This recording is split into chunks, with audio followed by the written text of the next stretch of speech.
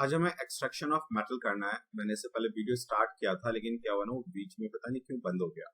खैर चलो स्टार्ट करते हैं एक्सट्रैक्शन ऑफ मेटल। इसमें मैंने दो चीजें लिखी थी, ठीक है ना। देखो, तो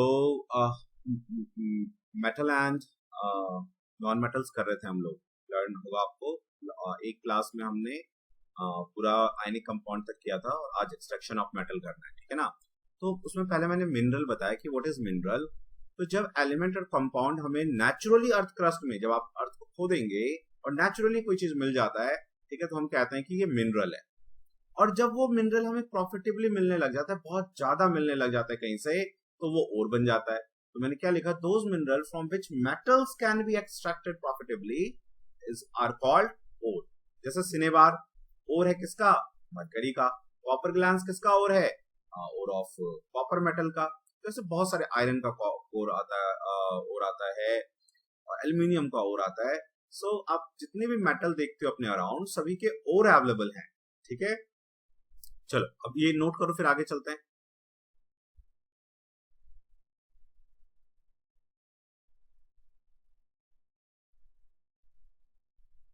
कर लिया नोट, ठीक है।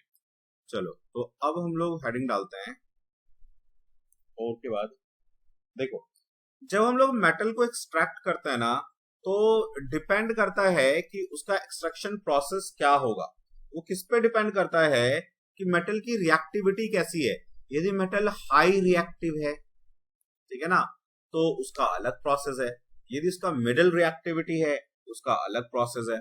और किसी मेटल का यदि रिएक्टिविटी मीडियम में पड़ता है, तो उसका अलग है। तो एक हाई रिएक्टिव मेटल होते हैं, एक लो रिएक्टिव मेटल होते हैं, एक मिडिल रिएक्टिव मेटल होता है, और मिलते हैं हमें, ठीक है ना। और उन तीनों ओर का जो है ना, डिफरेंट एक्सट्रैक्शन प्रोसेस है। क्लियर। चलो तो इसको हम लोग लिखते हैं।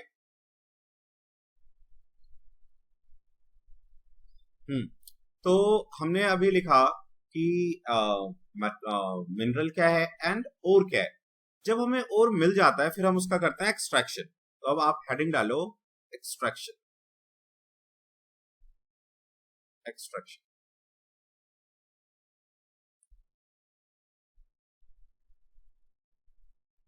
एक्सट्रैक्शन का मीनिंग ओर से आप कैसे मिनरल को अलग करोगे, ठीक है ना।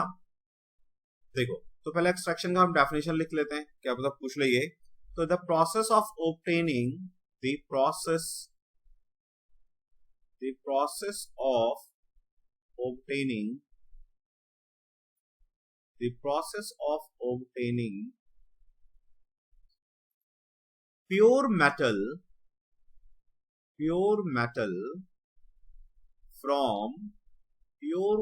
from its ore is called extraction. तो जब हम प्योर मेटल को किसी के ओर से निकालते हैं, ठीक है ना, तो उसे हम कहते हैं एक्सट्रैक्शन, ठीक है। अब एक्सट्रैक्शन डिपेंड किस पे करता है। तो some metals are found in earth crust, जो मैंने कहा तुम्हें कि जो बहुत ही हाईली रिएक्टिव हैं, कुछ लो रिएक्टिव हैं, कुछ मिडली रिएक्टिव हैं, ठीक है। हम क्या लिखेंगे, the different techniques,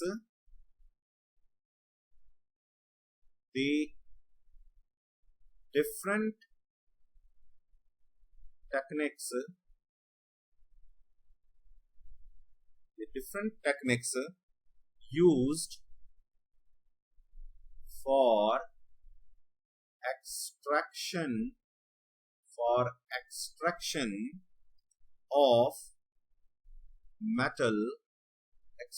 of metal depends upon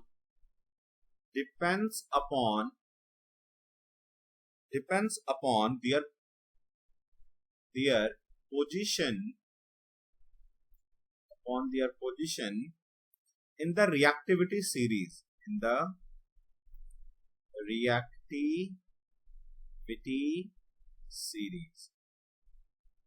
ठीक है ना। तो रिएक्टिविटी सीरीज में वो किस पोजीशन पे आते हैं, क्या वो हाईली रिएक्टिव हैं, क्या वो लो। आपको जब मैंने रिएक्टिविटी सीरीज बताया था, तो जो ऊपर हाइड्रोजन से ऊपर था, मैंने कहा था ये हाई रिएक्टिव है, ये लो रिएक्टिव है, और बीच बीच में जो हाइड्रोजन के आसपास होते हैं उनको हम कहते हैं कि मिडली रिएक्टिव है, ठीक है ना। तो कितने कैटेगरी में हमने इसे डिवाइड किया एक्सट्रैक्शन को? First category is the metal of low reactivity, metal of low reactivity. दूसरा जो मिडली रिएक्टिव होंगे, मेटल ऑफ, या मेटल्स कर दो, metals of medium reactivity, medium reactivity. और उसके बाद हम लोग थर्ड कहेंगे कि metals of high reactivity, high reactive. तो इन तीन तरह के मेटल्स हैं जो हम लोग एक्सट्रैक्ट करेंगे। जैसे मेटल ऑफ लो रिएक्टिविटी में हम कह सकते हैं कौन से मेटल आ जाएंगे, जैसे कॉपर ले लो, कॉपर लो रिएक्टिव में आ जाता है, ठीक है ना। आपका सिल्वर है, गोल्ड है, मरकरी है, ये सब लो रिएक्टिव में आ जाएगा। मिडली रिएक्टिव में आ जाता है आपका जैसे कि जिंक है, आयरन है, ठीक है ना, जिंक, आयरन, पीबी, लेड, ठीक है। और हाई रिएक्टिविटी में पोटेशियम, कैल्शियम, काना का मैजिक। तो ये आ गया आपका पोटेशियम, सोडियम, कैल्शियम, मैग्नीशियम। ये आपका हाई रिएक्टिव है, ये लो रिएक्टिव है, सॉरी मिडिल रिएक्टिव है, और ये लो रिएक्टिव है। इतना नोट करो। फिर इसका हम लोग एक चार्ट बनाएंगे, फ्लो चार्ट, कि इन सब का एक्सट्रैक्शन कैसे करते हैं, और फिर उन एक्सट्रैक्शन के जो केमिकल रिएक्शंस हैं वो देखेंगे।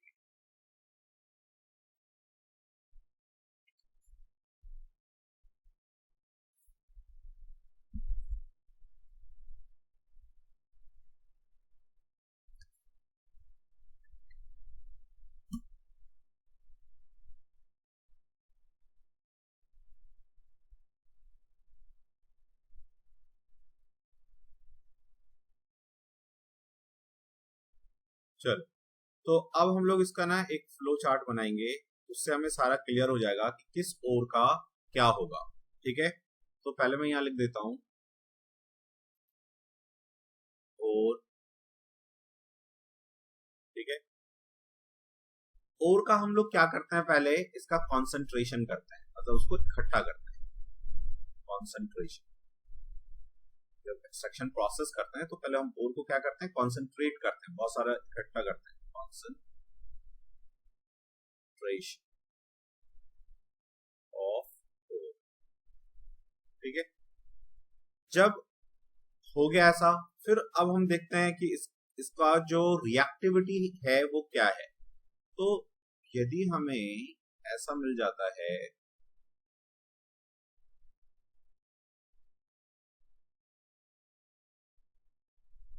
हमें ऐसे मिलते हैं मेटल जो वेरी हाई रिएक्टिव है, metal with high reactivity, high reactivity. तो जो हाईली रिएक्टिव मेटल है ना, उसका हम क्या करते हैं, इलेक्ट्रोलाइसिस, समझ गए, इलेक्ट्रोलाइसिस, ठीक है ना, ऑफ, पहले उसको पिघलाते हैं, ठीक है ना, तो इलेक्ट्रो मोल्टेन फॉर्म में लाते हैं, electrolysis of molten ore, molten ore को हम इलेक्ट्रोलाइसिस करते हैं। इलेक्ट्रोलाइसिस करने के बाद हमें उसका प्योर मेटल मिल जाता है, ठीक है। अब हमें कुछ ऐसे मेटल मिलते हैं जो मीडियम रिएक्टिव के हैं, ठीक है ना, क्या लिखा है यहां पे, मीडियम रिएक्टिव मेटल। तो उनमें हमें ना मीडियम रिएक्टिव जो मेटल है ना, उसका एक्सट्रैक्शन डिपेंड करेगा कि वो किस तरह का ओर है। तो ये दो तरह का ओर मिलता है हमें, एक मिलता है कार्बोनेट और एक मिलता है हमें सल्फाइड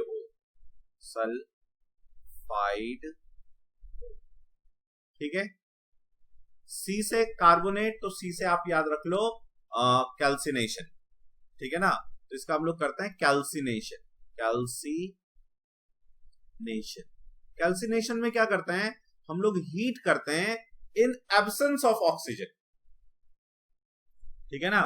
तो हीट करेंगे इन एब्सेंस ऑफ ऑक्सीजन, तो उससे क्या होगा, और सल्फाइड और का हम करेंगे फिर रोस्टिंग, आपको ऐसे याद रह जाएगा रोस्टिंग, ठीक है ना।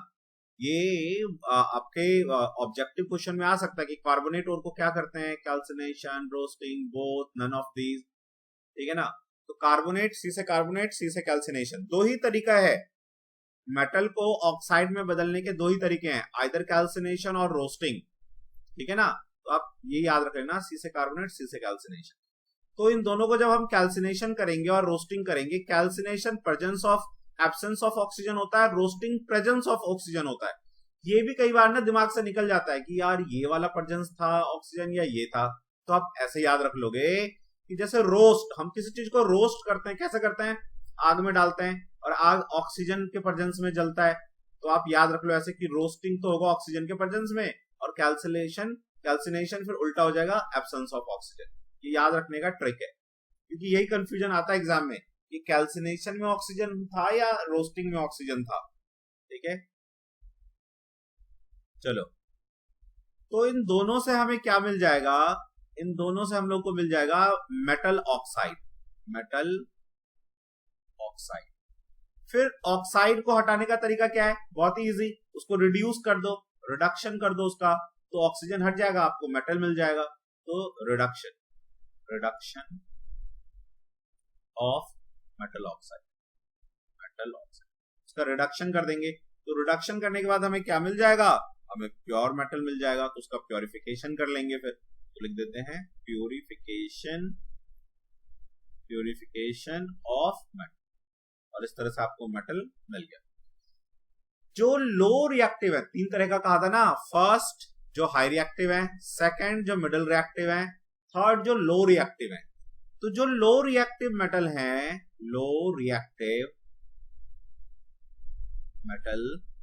आपको उसका मिलेगा सल्फाइड और, उसका कार्बोनेट और मिलेगा ही नहीं, ठीक है ना।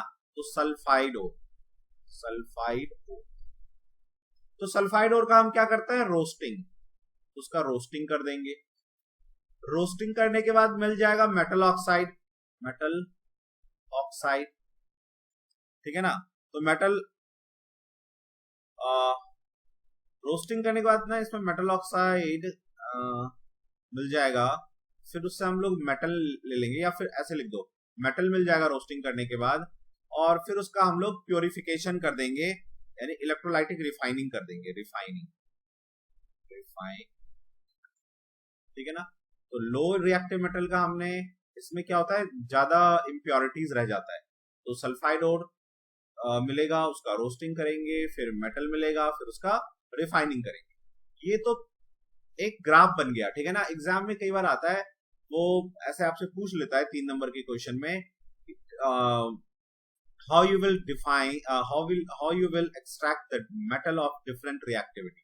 तो आप यही चार्ट उसमें बना दोगे तो आपको पूरा आंसर मिल जाएगा, नंबर मिल जाएगा, ठीक है। चलो, तो इसको नोट करो, फिर हम लोग आगे करते हैं।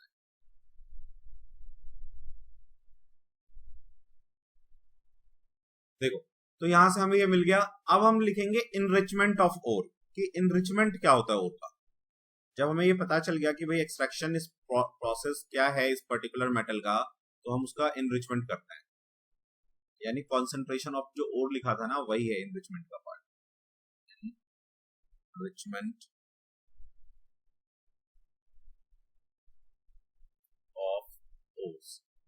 इनरिचमेंट ऑफ ओर्स में हम क्या करते हैं, देखो जो ओर हमें मिलता है नेचुरली, उसमें बहुत सारे जो है ना इम्प्योरिटीज होता है, ठीक है ना। उन इम्प्योरिटीज को हम कहते हैं गैंग पार्टिकल, या मैट्रिक्स भी कहते हैं कई बार। तो गैंग पार्टिकल को रिमूव करना इज कॉल्ड इनरिचमेंट, ठीक है ना। और वो डिपेंड करेगा अगेन कि किस तरह के गैंग पार्टिकल है और आप उसको किस तरह से निकाल सकते हो। डिफरेंट गैंग पार्टिकल निकालने के डिफरेंट प्रोसेस हैं, ठीक है। तो हम यहाँ लिखेंगे क्या, the removal of the removal of impurities like soil, sand, oil, etc., found in ore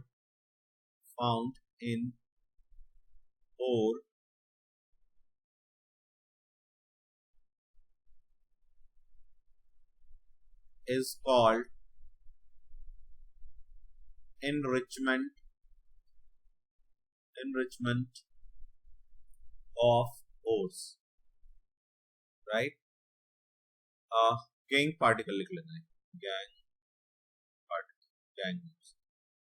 और मैट्रिक्स। ये क्या होता है, the impurities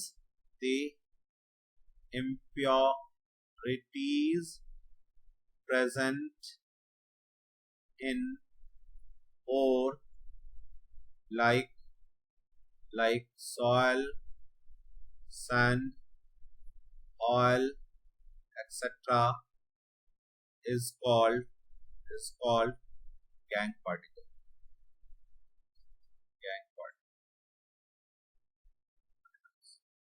और मैट्रिक्स, ठीक है। लिख लो, एक पॉइंट और लिखी लो वाला जो मैंने कहा आपको कि रिमूवल किस पे डिपेंड करता है। तो removal of gang particles depends on their कौन gang, their physical and chemical properties,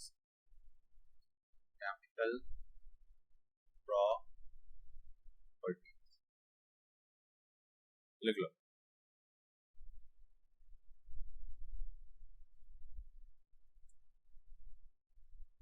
चलिए, तो अभी हम लोग आगे चलते हैं।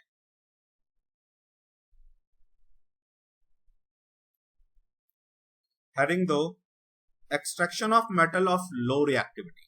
अब उसका हम लोग कैसे एक्सट्रैक्ट करेंगे। तो हमने प्रोसेस तो देख लिया कि लो रिएक्टिव है, तो उसका एक्सट्रैक्शन हम सल्फाइड ओर मिलेगा। उस सल्फाइड ओर को हम पहले रोस्ट करेंगे। रोस्टिंग करने के बाद हमें ऑक्साइड मिल जाएगा। ऑक्साइड को हम क्या कर देंगे, फिर हीट करेंगे तो ऑक्सीजन निकल जाएगा और हमें मेटल मिल जाएगा। तो extraction of low reactive metals,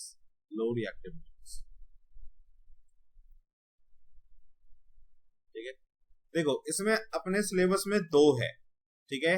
एक तो फर्स्ट है सिनेबार ओर का,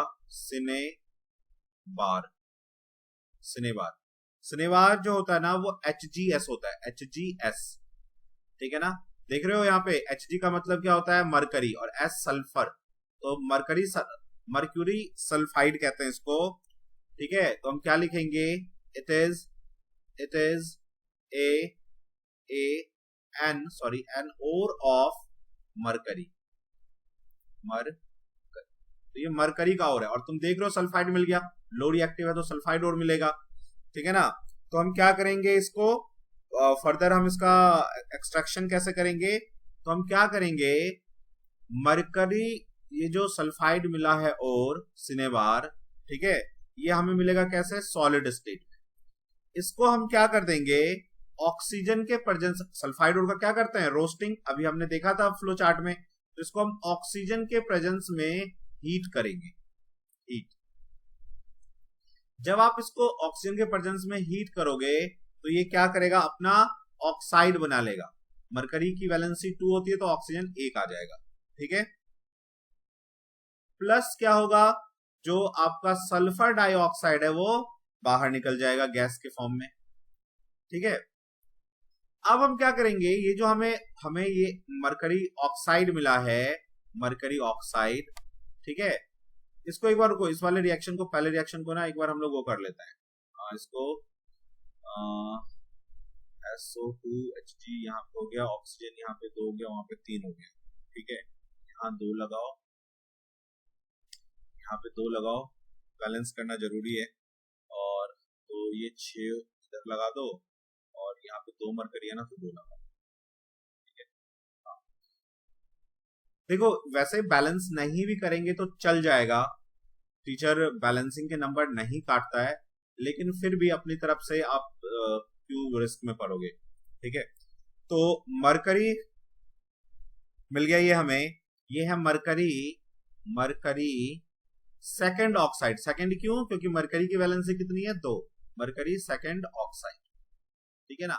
अब मरकरी सेकंड ऑक्साइड को हम लोग फिर से हीट कर देंगे।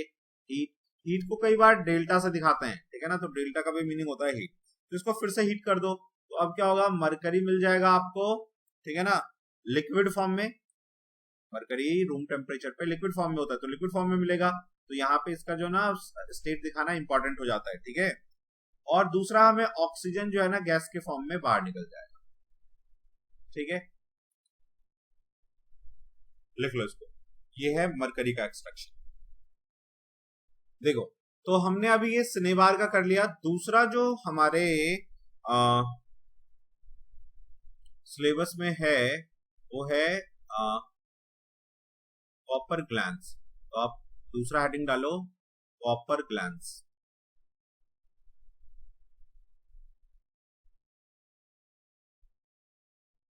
कॉपर ग्लैंस, तो कॉपर ग्लैंस को हम कहते हैं Cu2 sulphide, copper second sulphide, ठीक है ना। तो क्या लिखेंगे, फर्स्ट दिस इज द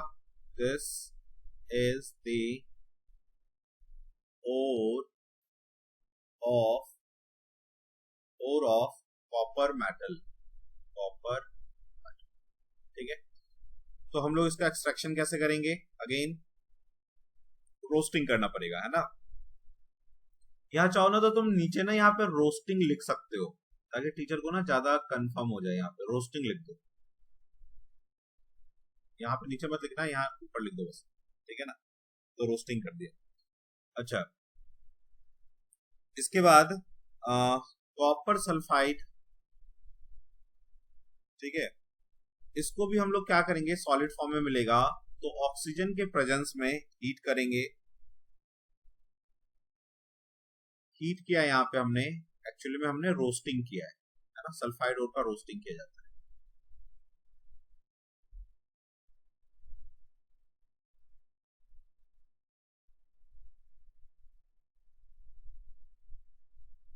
ठीक है, तो कॉपर सल्फाइड को भी हम लोग रोस्टिंग करेंगे। रोस्टिंग करने के बाद हमें मिल जाएगा कॉपर सेकंड ऑक्साइड, नहीं sorry copper oxide solid form में, प्लस हमें मिल जाएगा सल्फर डाइऑक्साइड गैस के फॉर्म में।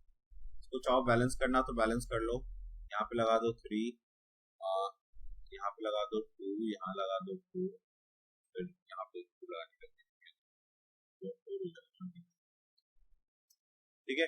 तो कॉपर सल्फाइड, इसको कॉपर ग्लैंस, हमने इसको ऑक्सीजन के प्रेजेंस में रोस्ट किया, हीट किया, तो कॉपर ऑक्साइड मिल गया। अब इस कॉपर ऑक्साइड को अगेन हम क्या करेंगे, कॉपर ऑक्साइड को हीट करेंगे, ठीक है ना, किसके साथ, कॉपर सल्फाइड के साथ, मतलब कॉपर ग्लैंस के साथ, ठीक है। तो जब इसको आप हीट करोगे तो क्या होगा, ये बना देगा 6 copper solid plus sulphur dioxide gas फिर से बाहर निकल जाएगा, ठीक है। यहाँ पे आप लगा दो 2 4 और 6, ठीक है, नोट कर लो। तो हमने क्या किया, पहले कॉपर सल्फाइड को हमने रोस्ट किया, रोस्ट करने से ऑक्साइड मिला, ऑक्साइड को फिर से हमने हीट किया कॉपर सल्फाइड के प्रेजेंस में, कॉपर ग्लैंस के प्रेजेंस में, तो हमें मिल गया कॉपर मेटल,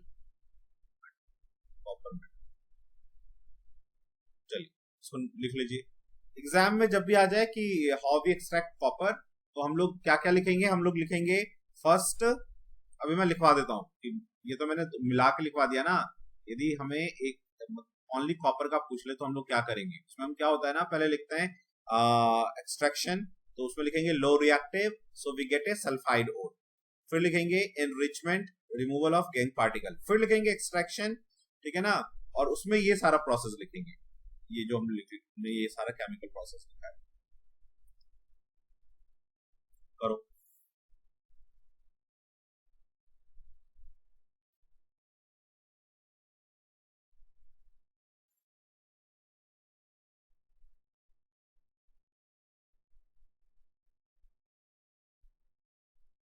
अब हेडिंग दो आप, extraction of metal of medium reactivity.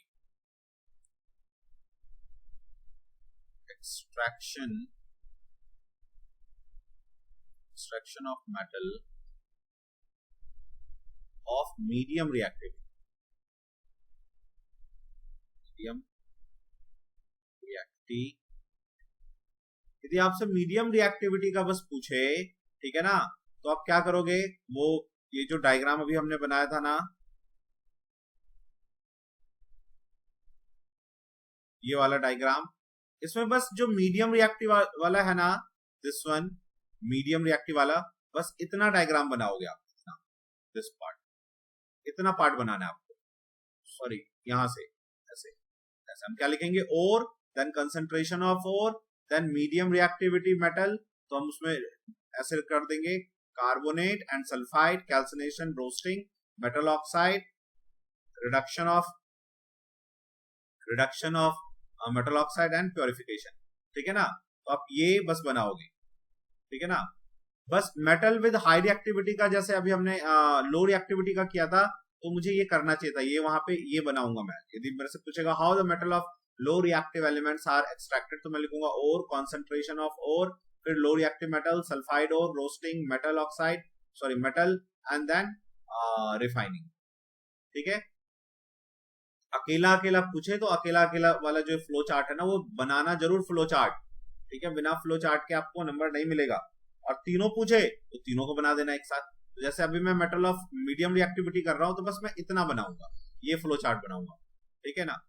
जब मैं ये फ्लो चार्ट बना लूंगा अपने कॉपी में, उसके बाद हम आगे बढ़ेंगे,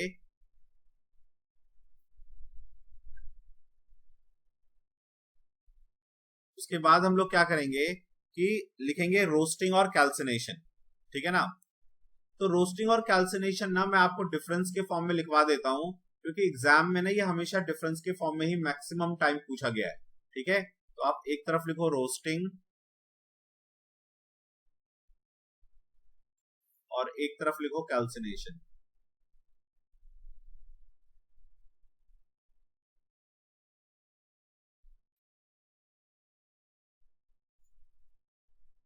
देखो, तो रोस्टिंग में क्या होता है, तो हम लिखेंगे इट इज द प्रोसेस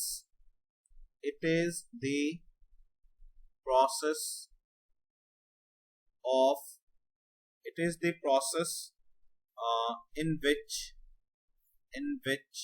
किस और के लिए किया जाता है, सल्फाइड। तो it is the process in which sulphide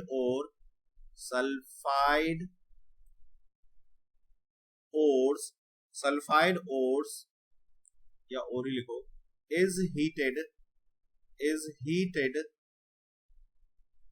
heated। अब जो मैं लिख रहा हूं ये बहुत इंपॉर्टेंट पॉइंट है, यदि आपने ये पॉइंट नहीं लिखा ना तो मार्क्स नहीं मिलेगा, ठीक है। क्या, it is the process in which sulphide ore is heated below its melting point, melting point से कम हीट देना है, बिलो इट्स मेल्टिंग पॉइंट, और in absence of in presence of oxygen, in presence of air कह लो या oxygen, ठीक है ना, presence of air, in presence of air to get metal oxide। और इसमें क्या होगा, it is the process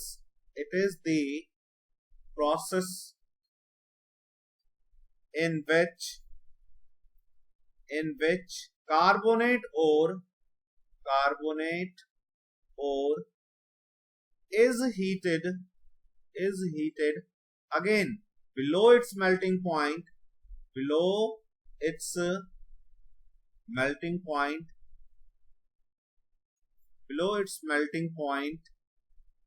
ठीक है, in absence of air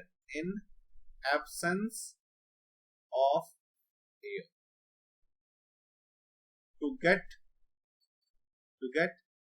metal oxide।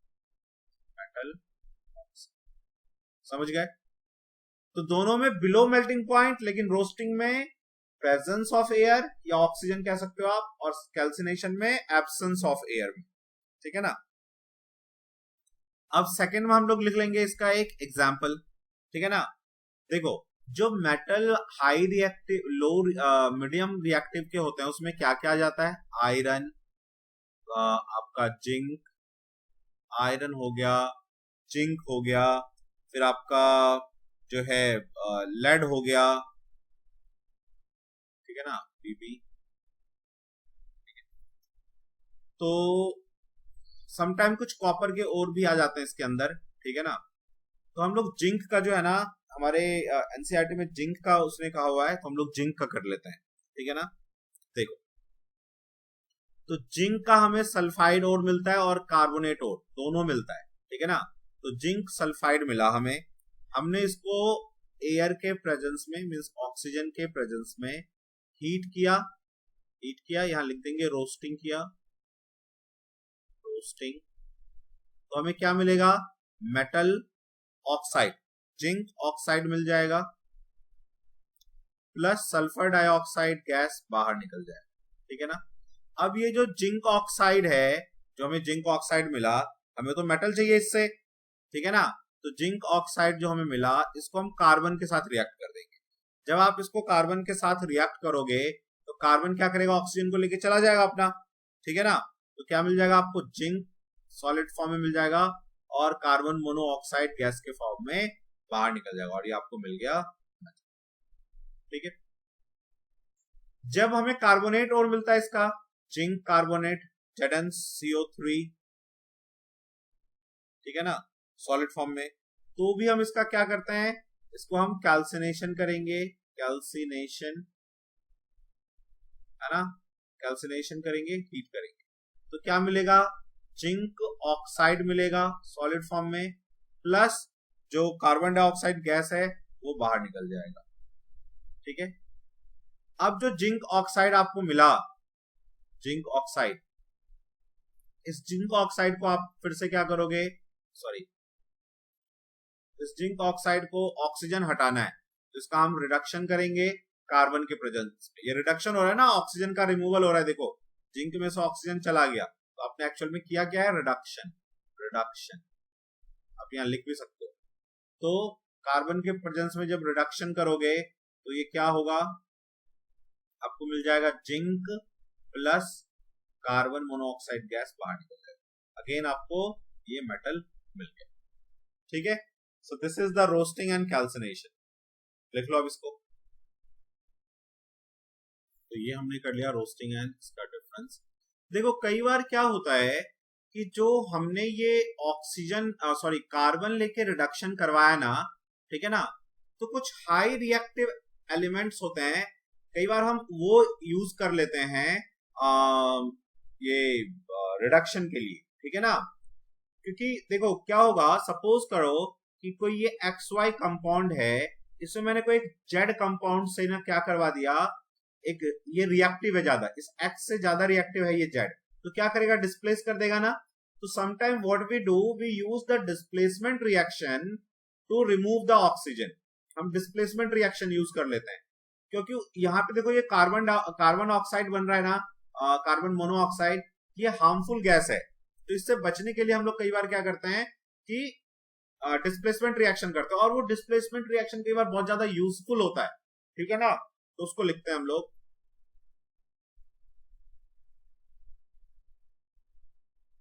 क्या लिखेंगे? sometimes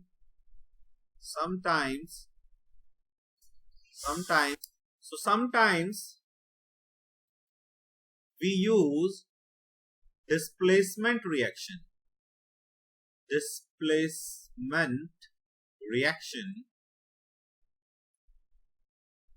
to remove oxygen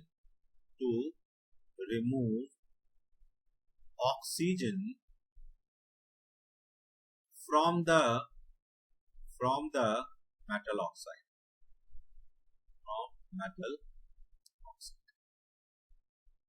ठीक है ना। तो क्या होगा, फॉर एग्जाम्पल मैग्नीशियम ऑक्साइड, ठीक है, sorry manganese oxide, not magnesium,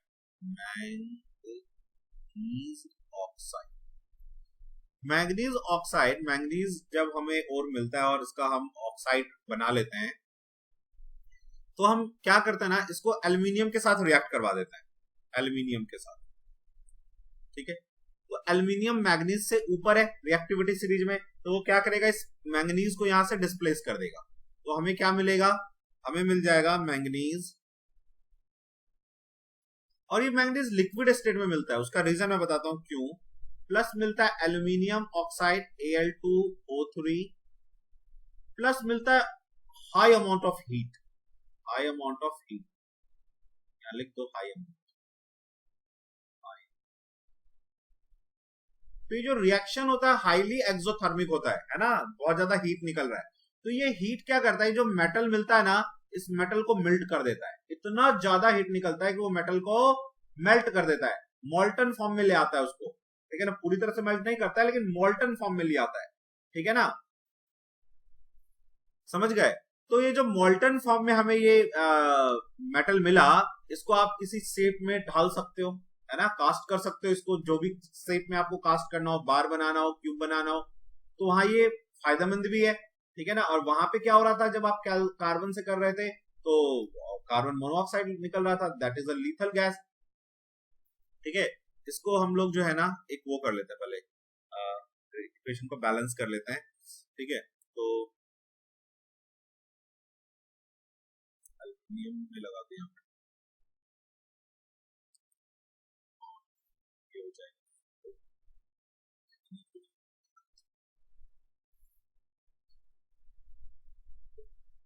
ठीक है। तो ये रिएक्शन इंपॉर्टेंट है। तो इसी के जैसा एक रिएक्शन और है, वो हम लोग क्या करते हैं, उसे हम रेलवे यूज करती है ब्रोकन ट्रैक्स को जोड़ने के लिए, और बहुत ही इंपॉर्टेंट है एग्जाम पॉइंट ऑफ व्यू से, बहुत ही ज्यादा इंपॉर्टेंट, ठीक है। तो पहले आप ये नोट कर लो, फिर मैं उसको करवाता हूँ। ये तो पता नहीं आया ना ये रिएक्शन, लेकिन जो वो कह रहा हूं रेलवे वाला थर्माइट रिएक्शन कहते हैं, बहुत ही इंपॉर्टेंट है।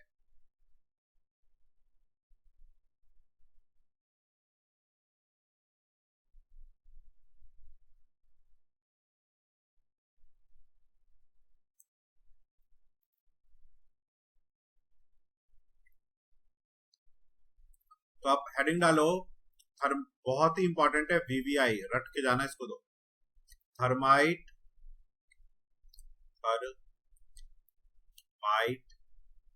रिएक्शन, समटाइम इसको थर्माइट वेल्डिंग भी कहते हैं, थर्माइट वेल्डिंग, फिर रेलवे यूज करती है इसको ब्रोकन ट्रैक को जोड़ने में, ठीक है ना। तो देखो वहां पे क्या होता है, पहले हम उसका ना रिएक्शन लिखेंगे। क्या होता है कि आयरन Fe2O3 आयरन ऑक्साइड, ठीक है ना, ये फेरिक ऑक्साइड है, आयरन थर्ड ऑक्साइड, ये क्या है, फेरिक ऑक्साइड, या इसी का दूसरा नाम क्या है, आयरन थर्ड ऑक्साइड। तो इसको क्या करते हैं हम लोग, एल्यूमिनियम के साथ इसको रिएक्ट करवा देते हैं ऑक्सीजन को रिमूवल के लिए। जब हमें आयरन का ओर मिलता है, पहले उसको हम ऑक्सीजन में कन्वर्ट करते हैं, सॉरी ऑक्साइड में कन्वर्ट करते हैं, ऑक्साइड में कन्वर्ट करने के बाद क्या करते हैं, उसको हम एल्यूमिनियम के साथ रिएक्ट करवा देते हैं। तो एल्यूमिनियम याद करो रिएक्टिविटी सीरीज में ऊपर है आयरन से, ठीक है ना। तो ये क्या करेगा, आयरन को यहां से डिस्प्लेस कर देगा। आयरन को डिस्प्लेस करेगा तो आपको आयरन मिलेगा 2Fe और लिक्विड फॉर्म में मिलेगा, ठीक है। प्लस मिलेगा Al2O3 सॉलिड फॉर्म में, और हीट निकलेगा बहुत ही ज्यादा, हाई अमाउंट, यहां लिख देना high amount of heat, high amount, ये हाई अमाउंट लिखा मैंने, ये हीट है, ठीक है ना। तो हाई अमाउंट ऑफ हीट निकलेगा। ये हीट क्या करेगा, इस आयरन को मोल्टन स्टेट में ला देगा, मोल्टन स्टेट, ठीक है ना। मोल्टन स्टेट मतलब एक तो लिक्विड स्टेट हो गया, मोल्टन स्टेट थोड़ा थोड़ा मतलब कि पूरी तरह से लिक्विड फॉर्म में नहीं बना हुआ, ठीक है ना। अब क्या होगा कि ये रिएक्शन, जैसे कोई रेलवे ट्रैक, ब्रोकन ट्रैक है, ऐसे रेलवे ट्रैक है, यहाँ पे ये ब्रेक हो गया, तो क्या होगा कि ये जो लिक्विड स्टेट में आएगा वो इसमें आराम से अंदर चला जाएगा और ये वेल्ड हो जाएगा, ठीक है। तो अब इसको लिखना शुरू करो, पहले आप ये रिएक्शन लिखो फिर लिखना आगे, पहले रिएक्शन लिख लो, लिखो अब reaction of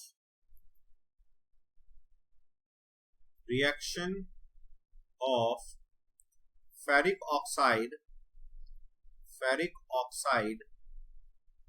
with aluminium powder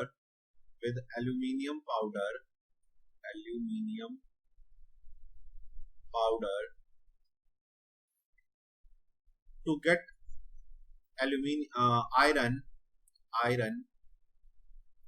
iron is a displacement reaction,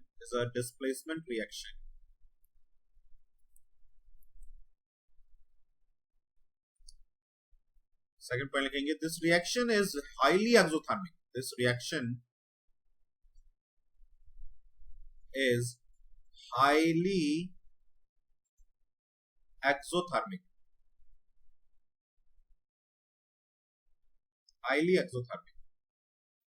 the heat produced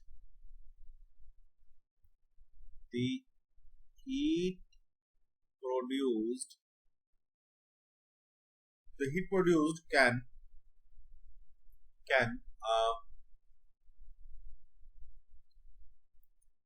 melt the metal,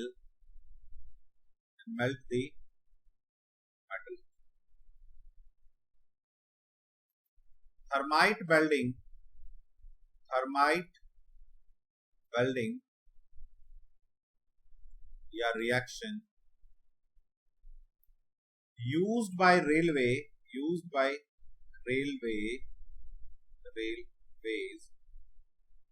to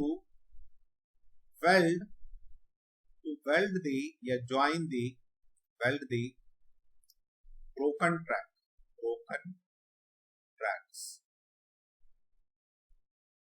लिख लो।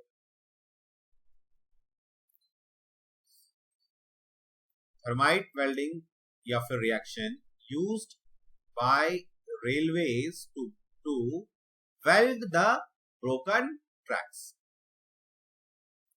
ये इतना थर्माइट रिएक्शन आ जाता है। मैंने लास्ट पॉइंट ये लिखा कि थर्माइट वेल्डिंग या reaction used by railways to weld the, या ज्वाइन भी लिख सकते हो आप, join the broken tracks.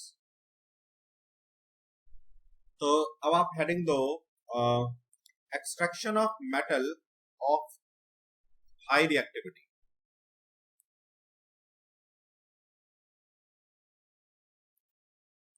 Extraction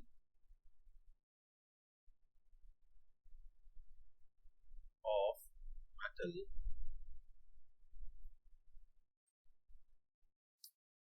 section of metal of high reactivity,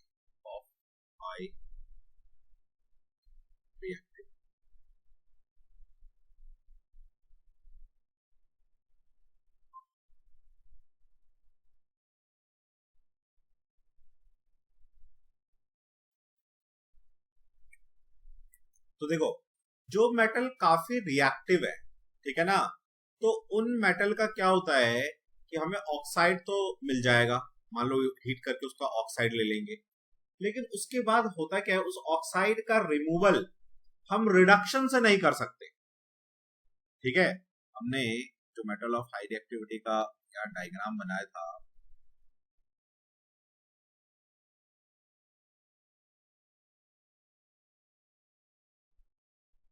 यहाँ पे तो हमने क्या किया था, देखो यहाँ पे मेटल विद हाई रिएक्टिविटी, ठीक है ना। तो क्या होता है, इसका हमें मेटल ऑक्साइड तो मिल जाता है, ठीक है ना, मेटल ऑक्साइड, लेकिन फिर उस मेटल ऑक्साइड का ना आप कार्बन से रिडक्शन नहीं कर पाओगे। क्यों? जो हाई रिएक्टिव एलिमेंट हैं उनका ऑक्सीजन के लिए एफिशिएंसी ज्यादा है, ठीक है। तो फिर उसका हम करते क्या है, इलेक्ट्रोलाइटिक रिडक्शन करते हैं, ठीक है, और फिर उसका रिफाइनिंग करते हैं, इलेक्ट्रोलाइटिक रिफाइनिंग, कि हमें प्योर मेटल मिल जाए, ठीक है। तो जब भी मेटल ऑफ हाई रिएक्टिविटी आएगा तो पहले आप ये वाला डायग्राम बना दोगे, ये वाला, कि ore, concentration of ore, metal with high reactivity, metal oxide, electrolysis of molten ore, and then pure metal, ठीक है। तो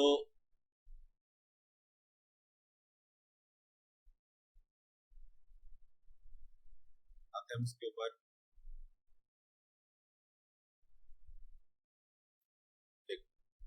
तो हम क्या लिखेंगे कि मेटल ऑफ हाई रिएक्टिविटी या the metallic compound, metal of high reactivity, of high reactivity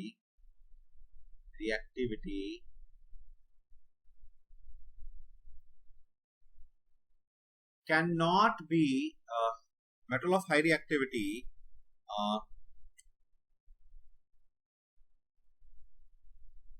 cannot be reduced, या metal oxide बोलना चाहिए, metal of high reactivity cannot be reduced by carbon. Why? Because these metallic oxides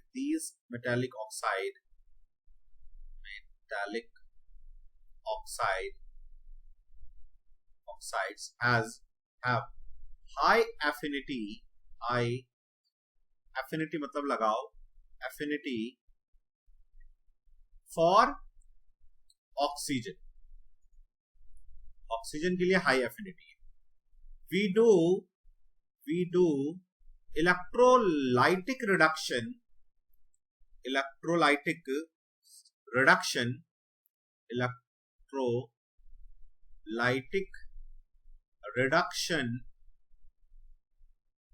of those metal oxide.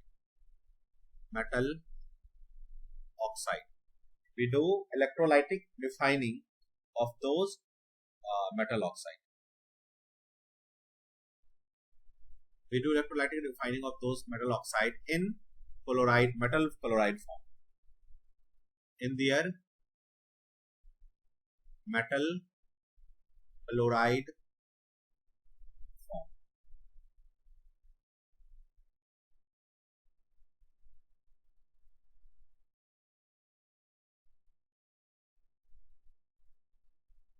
ठीक है, तो हम क्या करते हैं, इन मेटल ऑक्साइड का, ऐसे जो भी हमें मेटल ऑक्साइड मिलता है उसका हम इलेक्ट्रोलाइटिक रिडक्शन करते हैं उनके मोल्टन ये molten chloride form, molten chloride form, इसके मोल्टन जब पिघले हुए क्लोराइड फॉर्म का हम इलेक्ट्रोलाइसिस रिडक्शन करते हैं, ठीक है। तो अब यहाँ पे लिखते हैं हम लोग इलेक्ट्रोलाइटिक रिडक्शन,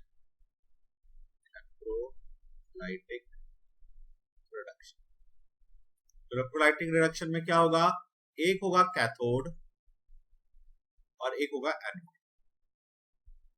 कैथोड कैसा होता है, नेगेटिव, एनोड कैसा होता है, पॉजिटिव। तो मेटल कैसा होता है तुम्हारा, पॉजिटिव, तो वो नेगेटिव से रिएक्ट करेगा, यानी कैथोड पर डिपॉजिट होगा। तो जैसे NaCl का हम लोग कर लेते हैं, सोडियम एक इलेक्ट्रॉन लूज करेगा, ठीक है, और Na बन जाएगा यहाँ पे यहाँ पे इसका क्या हुआ, रिडक्शन, इलेक्ट्रॉन ऐड हो गया, सॉरी इलेक्ट्रॉन इसने एक ले लिया और रिडक्शन हो गया, गेन हो गया। और एनोड पे क्या होगा, जो क्लोरीन था, ठीक है ना, नेगेटिव फॉर्म में, वो क्या करेगा, 2 क्लोरीन ले लो और क्लोरीन गैस बना देगा और 2 इलेक्ट्रॉन जो है वो छोड़ देगा। यहाँ पे लॉस ऑफ ऑक्सीजन हुआ तो ऑक्सीडेशन। तो ये है हम सोडियम मेटल को कैसे निकालते हैं NaCl से, ठीक है।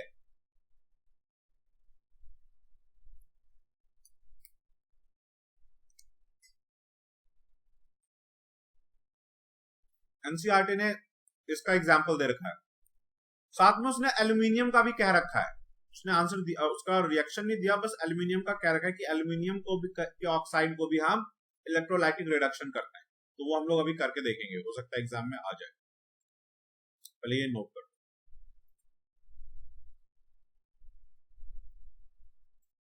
Metal of high reactivity cannot be reduced by carbon because these metallic oxides have high affinity for oxygen. We do electrolytic reduction of these metal oxide in their molten chloride form. Electrolytic reduction, तो cathode का हम लोग, cathode पे क्या करते हैं, negative electrode होता है, इस पे मेटल हमारा डिपोजिट हो जाता है रिडक्शन होके, रिड्यूस होके, और एनोड पे हमारा क्लोरीन ऑक्सीडेशन होके। फिर हम लोग एल्यूमिनियम का करते हैं।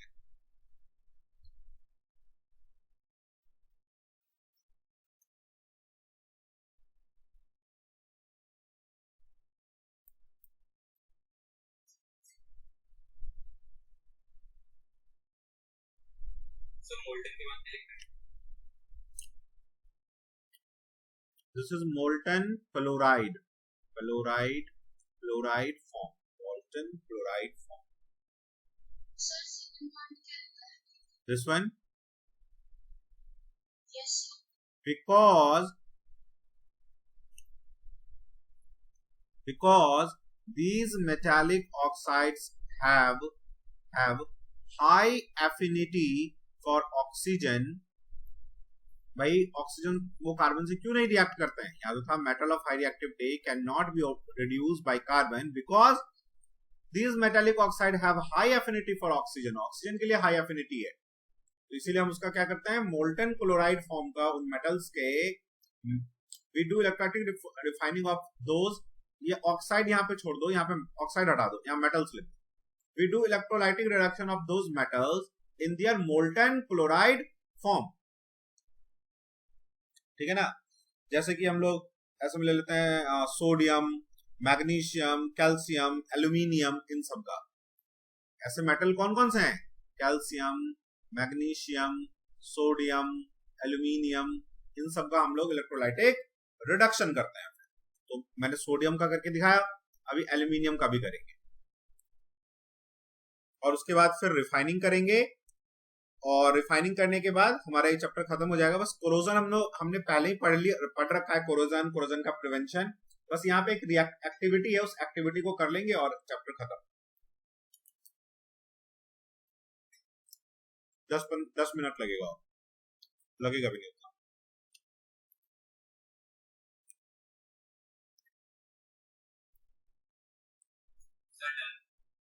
ठीक है,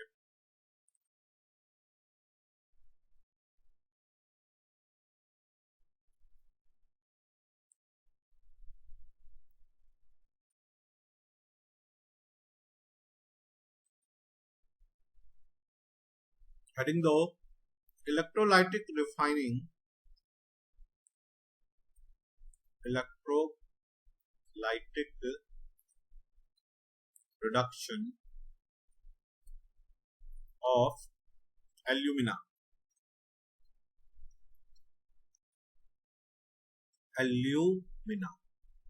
तो भी सर ये एल्यूमिनियम क्या है, तो जो एल्यूमिनियम ऑक्साइड होता है मोल्टन फॉर्म में, उसे हम कहते हैं एल्यूमिना। मोल्टन, ये क्या है, molten aluminium oxide, molten aluminium oxide को हम कहते हैं एल्यूमिना। ठीक है, अब हम आते हैं अपने काम पे। तो यहाँ पे क्या होगा, जो आपको एल्यूमिनियम ऑक्साइड मिलेगा इस तरह का, ठीक है।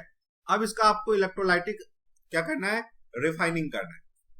तो जिस मेथड से, ये जो मेथड जिसने दिया था ना, उसका नाम था हॉल एंड हर्नॉल्ड।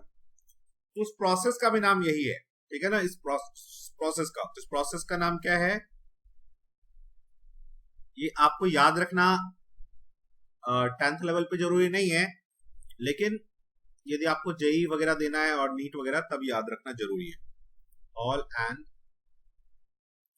हेरोल्ड्स प्रोसेस, वहां तो ये पूछता ही पूछता है, इंपॉर्टेंट, ठीक है।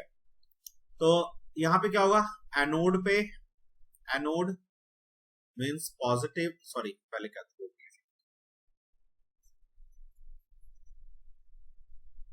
आप लिखो यहाँ पे पहले कैथोड और फिर लिखो एनोड। कैथोड कैसा होगा, नेगेटिव, एनोड कैसा होगा, पॉजिटिव। अब जो मेटल है वो पॉजिटिव होता है, तो पॉजिटिव नेगेटिव से अट्रैक्ट होगा, तो यहां पे आपका मेटल डिपॉजिट होगा एल्यूमिनियम 3+, ठीक है ना। और वो क्या करेगा, 3 इलेक्ट्रॉन लेगा और एल्यूमिनियम बना देगा। तो यहाँ पे इसका क्या हो गया बताओ, गेन हुआ ना इलेक्ट्रॉन का, तो रिडक्शन हुआ, यहाँ रिडक्शन। अब यहाँ पे क्या होगा कि कार्बन लेंगे हम लोग, और जो है वो क्या करेगा, ऑक्सीजन से इलेक्ट्रॉन लेगा, ठीक है ना, और वो बना देगा CO+ 2 इलेक्ट्रॉन देगा, यही 2 इलेक्ट्रॉन जो है ना, और बाकी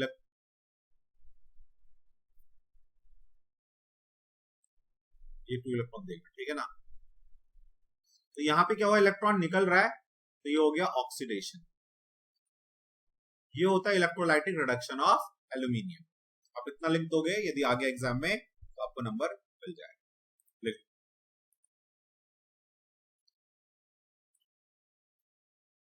देखो मैंने ये कहा कि एल्यूमिनियम ऑक्साइड, जिसको हम क्या कहते हैं, एल्यूमिना, मोल्टन फॉर्म में, इसको हम रिड्यूस करेंगे, इलेक्ट्रोलाइटिक रिडक्शन करेंगे। तो कैसे करेंगे, हाँ बोलो बोलो। तो उसमें हमने क्या किया, जिस प्रोसेस से किया उसका नाम है हॉल एंड हर्नॉल्ड प्रोसेस। तो इलेक्ट्रोलाइटिक रिडक्शन इसका कैसे हुआ कि हमने कैथोड पे क्या किया, एल्यूमिनियम ने इलेक्ट्रॉन ले लिया और एल्यूमिनियम बना दिया, रिडक्शन हुआ। और एनोड पे कार्बन और ऑक्सीजन रिएक्ट करके कार्बन मोनोऑक्साइड गैस बन गया और इलेक्ट्रॉन 2 निकल गया। तो यहाँ पे इलेक्ट्रॉन निकला, तो इसको हम कहते हैं ऑक्सीडेशन। तो ये है इलेक्ट्रोलाइटिक रिडक्शन ऑफ एल्यूमिना।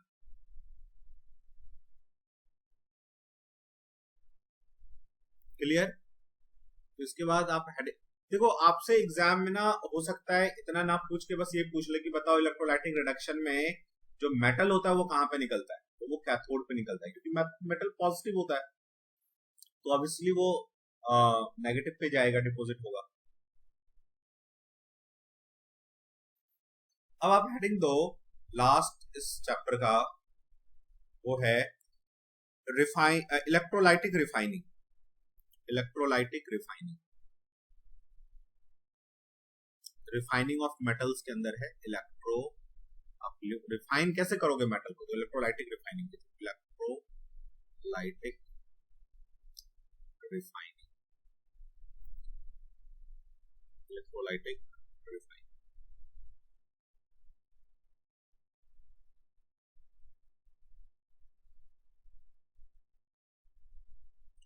तो जितने भी इलेक्ट्रोलाइसिस प्रोसेस हुए या जो भी आपका रिडक्शन प्रोसेस हुआ, जितना भी, ठीक है ना, चाहे वो इलेक्ट्रोलाइसिस से किया आपने, चाहे कार्बन से किया, तो इसमें जो हमें मेटल मिलता है वो प्योर फॉर्म का मेटल नहीं मिलता।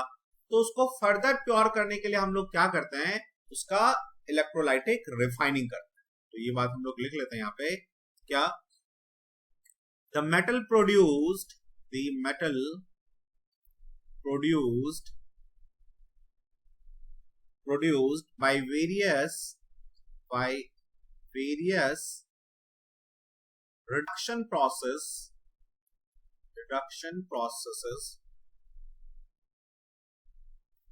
are not pure or not pure, they have impurities, they contain impurities, they contain impurity,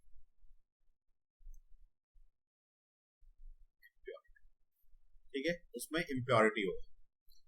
These impurity are removed by electrolytic refining. These impurities are removed by electrolytic refining. तो ये हो गया आपका electrolytic refining क्या होता है. ठीक है, अब इसको हम करके देखते हैं. हम लोग इलेक्ट्रोलाइटिक रिफाइनिंग किस मेटल का करते हैं? एग्जाम्पल, हम लोग कॉपर का करते हैं, हम लोग जिंक का करते हैं, निकल का करते हैं. ठीक है, जिसका भी सल्फेट आयन बन जाता है ना उसका कर लेते हैं. ठीक है ना, Ag, Au एक्सेट्रा, इन सब का हम लोग इलेक्ट्रोलाइटिक रिफाइनिंग करते हैं. तो आप ये लिख लो इलेक्ट्रोलाइटिक रिफाइनिंग का प्रोसेस. लोग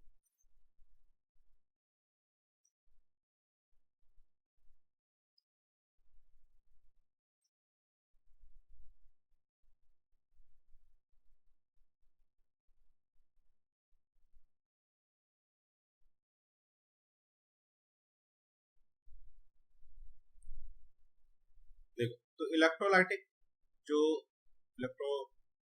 रिडक्शन और रिफाइनिंग का प्रोसेस है, उसका पहले हम डायग्राम बनाएंगे. ठीक है, हेडिंग डाल दो प्रोसेस.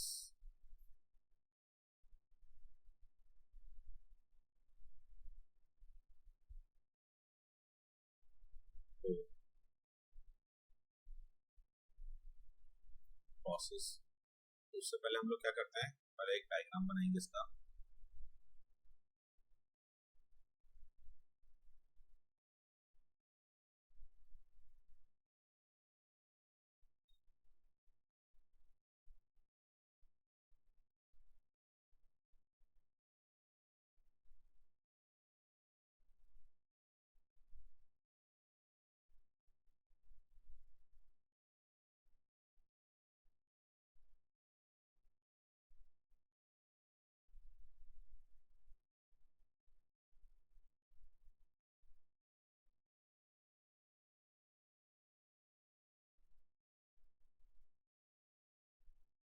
ठीक है, तो ये हमने बना लिया टैंक.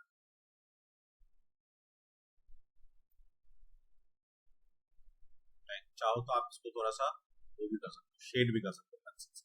ठीक है, अब हम इलेक्ट्रोड्स बना लेते हैं.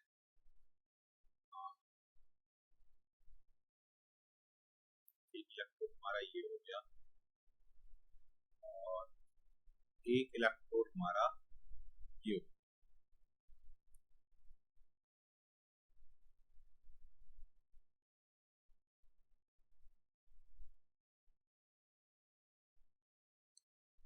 ठीक है, एक को मैंने जानबूझ के थिक लिया है, एक को जानबूझ के पतला लिया है. ठीक है ना, अब क्या होगा, जो हमारा ये वाला एनोड है, दिस इलेक्ट्रोड, ये हमारा पतला वाला जो है कैथोड है. कैसा इलेक्ट्रोड होगा? नेगेटिव. जो ये मोटा वाला इलेक्ट्रोड है, दिस इज एनोड.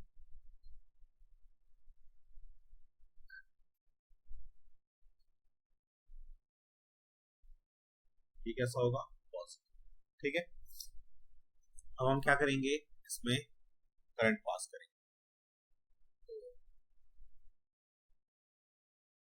ये नेगेटिव और पॉजिटिव वाले को हम बड़े से दिखाते हैं.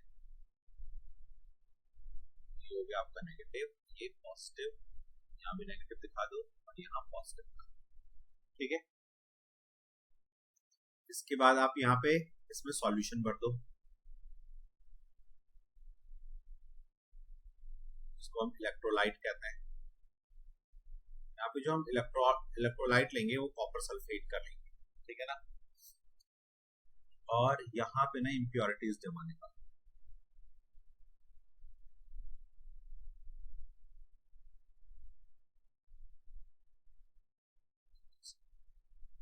इसको कहते हैं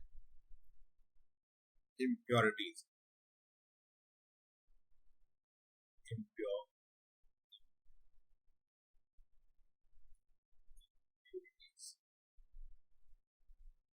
या एनोड मड भी कहते हैं इसको, एनोड मड, एनोड के पास गिरा है ये, इसको हम एनोड मड भी कहते हैं, ठीक है। इसके बाद क्या होगा, ये जो कॉपर है यहां से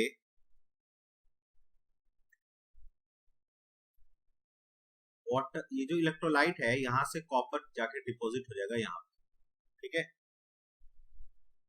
2+, और इस मोटे वाले से कॉपर इसमें आएगा, इसको ना ऐसा कि इससे ऐसे कॉपर यहाँ पे आएगा Cu2+, और इस वाटर से फिर जो इस इलेक्ट्रोलाइट है, नॉट वाटर, इलेक्ट्रोलाइट, इलेक्ट्रोलाइट से कॉपर पे जाएगा। देखो अब इसमें होता क्या है कि हम क्या करते हैं, एक ना मोटा सा इम्प्योर, ये जो है ना इम्प्योर मेटल का, इम्प्योर मेटल का बना होता है, ठीक है ना। जैसे कॉपर को हमें करना है इलेक्ट्रोलाइटिक रिफाइनिंग, तो कॉपर का जो इम्प्योर आपका मेटल होगा जो आपने अभी प्रोसेस से बनाया है एक्सट्रैक्ट करके, वो हम लोग एज अ एनोड ले लेते हैं, और कैथोड पे हम क्या करते हैं, थिक सा उसी मेटल का प्योर एक इलेक्ट्रोड बना लेते हैं जिसको हम कैथोड कहेंगे, और यहाँ पे कॉपर सल्फेट लेंगे CuSO4 इलेक्ट्रोलाइट, ठीक है ना। तो इलेक्ट्रोलाइट हमने इसमें कॉपर सल्फेट भर दिया। अब देखो जब आप इसमें करंट पास कराओगे तो क्या होगा कि जो ये इम्प्योर वाला है ना, इससे कॉपर जो है ना घुलने लगेगा, ठीक है ना, कॉपर मेटल आने लगेगा कहां पे, इस इलेक्ट्रोलाइट में, और इलेक्ट्रोलाइट से ये कॉपर मेटल जाके डिपॉजिटेड हो जाएगा इस प्योर कॉपर पे। यहाँ पे क्या है, ये प्योर कॉपर मेटल का बना है, कॉपर मेटल, तो इस प्योर कॉपर मेटल पे जाके डिपॉजिट होते जाएगा, और इस तरह से ये धीरे धीरे धीरे ये पूरा एनोड वाला जो इम्प्योर वाला है वो जाके डिपॉजिट कहां पे हो जाएगा, इस कैथोड वाले पे। जो इम्प्योरिटीज पानी में इनसॉल्युबल है वो जाके ना नीचे जमा हो जाएगा, जिसको हम कहेंगे इम्प्योरिटीज या एनोड मड। और कुछ ऐसे पार्टिकल भी होते हैं इम्प्योरिटी जो सॉल्युबल होते हैं इसमें, तो वो सॉल्युबल रहेंगे उसमें इलेक्ट्रोलाइट में, लेकिन जो इनसॉल्युबल होते हैं वो नीचे धीरे धीरे डिपॉजिट हो जाते हैं, ठीक है। So this is the whole electrolytic reduction या इलेक्ट्रोलाइटिक रिफाइनिंग। हम जिस भी मेटल को प्योर करना चाहते हैं ना उसका सल्फेट फॉर्म लेते हैं, यहाँ पे जो हमने लिया है ये सल्फेट फॉर्म। जैसे आयरन को करेंगे तो आयरन सल्फेट लेंगे, कॉपर को किया कॉपर सल्फेट लिया, ठीक है ना। जो भी मेटल आप करना चाहते हो उसका सल्फेट फॉर्म लोगे, कैल्शियम को करोगे तो कैल्शियम सल्फेट लोगे इलेक्ट्रोलाइट, समझ गए। अब इसी प्रोसेस को अपने को लिखना है, पहले आप इसको ड्रॉ कर लो।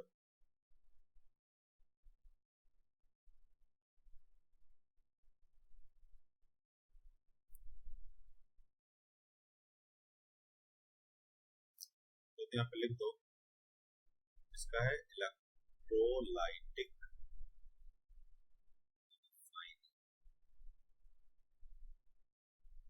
ऑफ कॉपर मेटल का हम लोग रिफाइनिंग कर रहे हैं।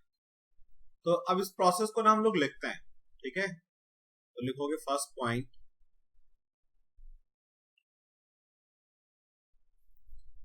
में आप लिखो ए थिक ब्लॉक या बार लिख सकते हो आप, a thick block of impure metal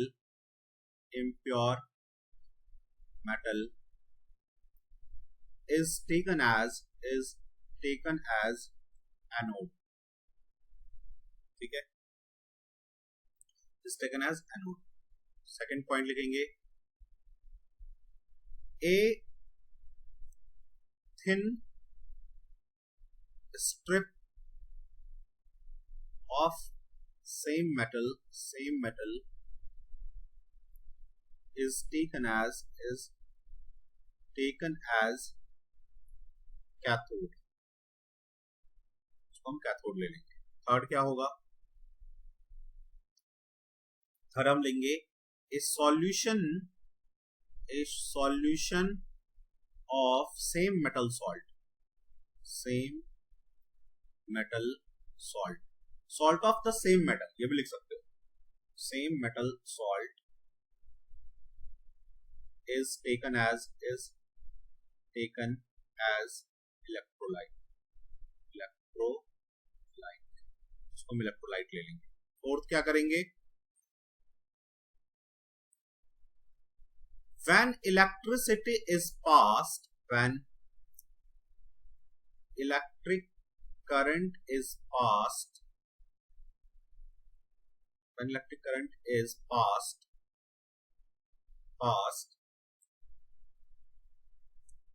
copper ions from electrolyte get deposited at cathode, ठीक है ना। फिर क्या होगा, same amount of copper ion get same amount of copper ion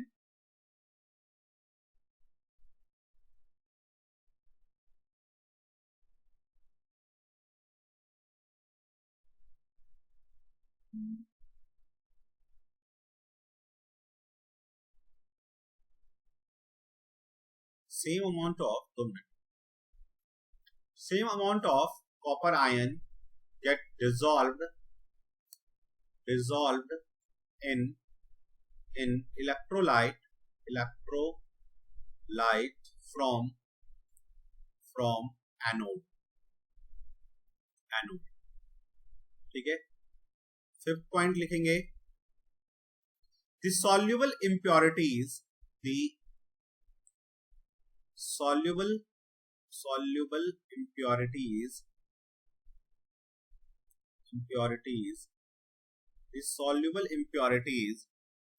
go into the solution,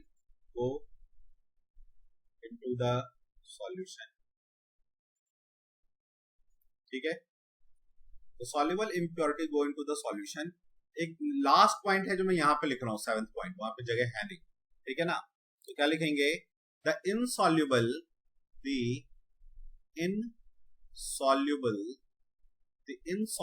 impurities settle down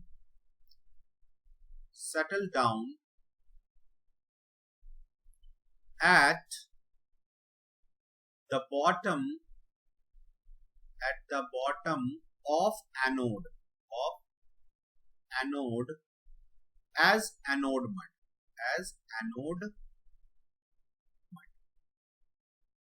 ठीक है। So this is the whole electrolytic refining। लिख लो आप क्या किया हमने, फिर से समझा देता हूं। हमने एक थिक जो है, इसमें हमने क्या किया था, एक थिक जो है इम्प्योर मेटल जो हमने बनाया अभी प्रोसेस से, एक्सट्रैक्शन से, वो हमने एनोड पे रखा, एक उसका प्योर मेटल कैथोड पे रखा, सेम मेटल का सल्फेट हमने इलेक्ट्रोलाइट के फॉर्म में लिया। जब करंट पास करेंगे तो कॉपर सल्फेट इस मेटल से, इलेक्ट्रोलाइट से प्योर कॉपर मेटल जाके जमा होगा कैथोड पे, और सेम अमाउंट का इम्प्योर बार से यानी एनोड से कॉपर घुल जाएगा इस इलेक्ट्रोलाइट में, और इस तरह से प्रोसेस चलता रहेगा और प्योर मेटल डिपोजिटेड होता रहेगा कैथोड पे, और एनोड पे इम्प्योरिटी डिपोजिट होती रहेगी, जिसे हम कहते हैं एनोड मड। बस इतना ही आपको लिखना है जब ये एग्जाम में आए। आफ्टर मेकिंग दिस डायग्राम, पहले डायग्राम बनाओ और फिर लिखो। जनरली लोग करते क्या है, पहले लिखते हैं फिर डायग्राम बनाते हैं। आप डायग्राम पहले बनाओ, ताकि टीचर कई बार क्या होगा, आपके डायग्राम से ही जो है ना आपका स्टेटमेंट नहीं पड़ेगा और आगे नंबर देके चलता बनेगा, ठीक है।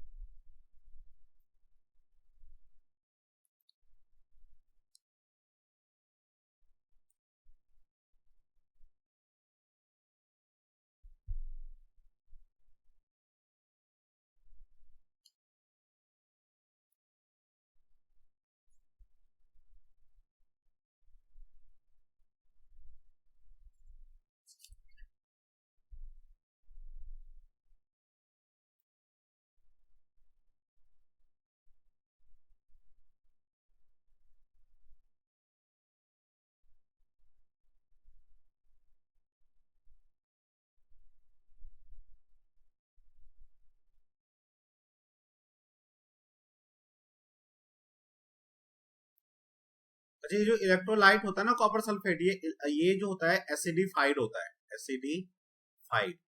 क्यों होता है एसिडिफाइड? यदि एग्जाम में पूछ ले या क्यों इसमें थोड़ा सा एसिड मिला देते हैं ये पूछ ले, तो याद है इलेक्ट्रोलाइसिस में समझाया था ये क्या कर देगा, कॉपर सल्फाइड के वहां वाटर था, यहाँ कॉपर सल्फेट है, इसके डिसोसिएशन को, जो टूटेगा इसके आयोनाइजेशन को फास्ट कर देगा, तभी तो कॉपर और सल्फेट अलग होगा। ठीक है ना, तो एसिडिफाइड लेते हैं या थोड़ा एसिड मिला देते हैं या थोड़ा सॉल्ट मिला देते हैं, इसलिए कि वो आयोनाइजेशन मतलब copper plus 2 plus SO4 2 minus में जो आयोनाइजेशन होगा टूटेगा, ये जल्दी जल्दी हो जाए। ठीक है ना, अब चाहो तो इस 7th पॉइंट के बाद ना 8 पॉइंट लिख सकते हो क्या, कि this process is done until we get all the anode deposited at cathode. ये एक पॉइंट आप ऐड कर सकते हो।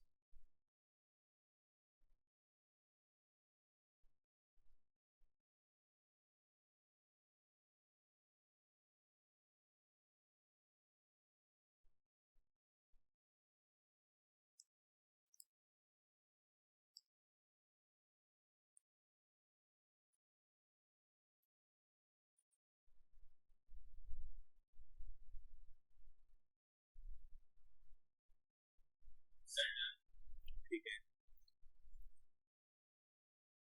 अब यहां से एक दो इंपॉर्टेंट पॉइंट है और बस इस चैप्टर से वो कर लेते हैं थोड़ा सा। देखो, एक तो इसमें एक वो दे रखा है आपका, देखोगे डायग्राम कोरोजन का फिगर 3.13 में 3.13 में, तो उसमें एक बीकर लिया हुआ है ऐसे, और इसमें एक ना नेल डाला हुआ है, कील। ठीक है ना, और इसमें क्या है, यहां तक पानी है, यहां तक पानी है, और यहाँ एयर भी है। ठीक है ना, एयर भी है और यहाँ वाटर भी है। ठीक है, एक दूसरा लिया हुआ है जिसमें क्या है कि नेल तो है, यहाँ पे नेल भी है, वाटर भी है, लेकिन ऊपर जो है ना यहाँ पे ऑयल डाल दिया, ऑयल। तो ये ऑयल क्या करेगा, एयर को जाने नहीं देगा पानी में। ठीक है, और तीसरा लिया है, उसमें क्या किया है कि नेल तो ले लिया है ना, और लेकिन यहाँ पे जो है ना क्या डाल दिया इन्होंने, आप कोई भी नया सामान खरीदोगे ना तो देखोगे उसमें सिलिका डाला हुआ रहता है, एक बैग होता है सिलिका का, एनहाइड्रस कैल्शियम क्लोराइड डाल दिया है। एनहाइड्रस मतलब सूखा हुआ, anhydrous calcium chloride, calcium chloride. ठीक है ना, एनहाइड्रस कैल्शियम क्लोराइड CaCl। तो देखो क्या होगा, किसमें रस्ट लगेगा, A B C से स्टार्ट करते हैं। इसमें क्या करेगा, एयर है वाटर नहीं है, यदि एयर होता ना तो एयर में तो नमी होती है तो इसमें जंग लग जाता, लेकिन एनहाइड्रस कैल्शियम क्लोराइड क्या करेगा, पूरा का पूरा एयर को ना एब्जॉर्ब कर लेगा, तो यहाँ पे रस्ट फॉर्मेशन नहीं होगा। यहाँ पे क्या है, वाटर तो अवेलेबल है, लेकिन एयर को मिलने के लिए यहाँ पे क्या डाल दिया, ऑयल डाल दिया, ये ऑयल डाल दिया, तो यहाँ भी रस्ट फॉर्मेशन नहीं होगा, यहाँ पे हो जाएगा क्योंकि वाटर भी है और एयर भी है। ठीक है, दूसरा इसमें से एक इंपॉर्टेंट पॉइंट है, जैसे प्योर गोल्ड, जो हमारा प्योर गोल्ड होता है वो 24 कैरेट का होता है, कैरेट, सॉरी कैरोट लिखते हैं, कैरेट। ठीक है, 24 कैरेट का जो प्योर गोल्ड होता है ये प्योर गोल्ड है, और प्योर गोल्ड जो होता है ना ये मुलायम होता है, सॉफ्ट होता है, ये टूट जाएगा। तो इसलिए क्या करते हैं, जब हम कोई ज्वेलरी बनाते हैं या कुछ भी बनाते हैं, ज्वेलरी वगैरह वगैरह, तो हम क्या करते हैं 22 कैरेट का बनाते हैं, 22 कैरेट, कैरेट। उसमें क्या होता है कि 22 कैरेट तो गोल्ड हो जाएगा, और 2 कैरेट क्या करते हैं उसमें कॉपर मिला देते हैं या सिल्वर मिला देते हैं। ठीक है ना, ताकि उसकी क्या हो जाए, स्ट्रेंथ बन जाए, टूटे ना, स्ट्रेंथ बिल्डअप हो जाए, वो ज्वेलरी टूटे ना।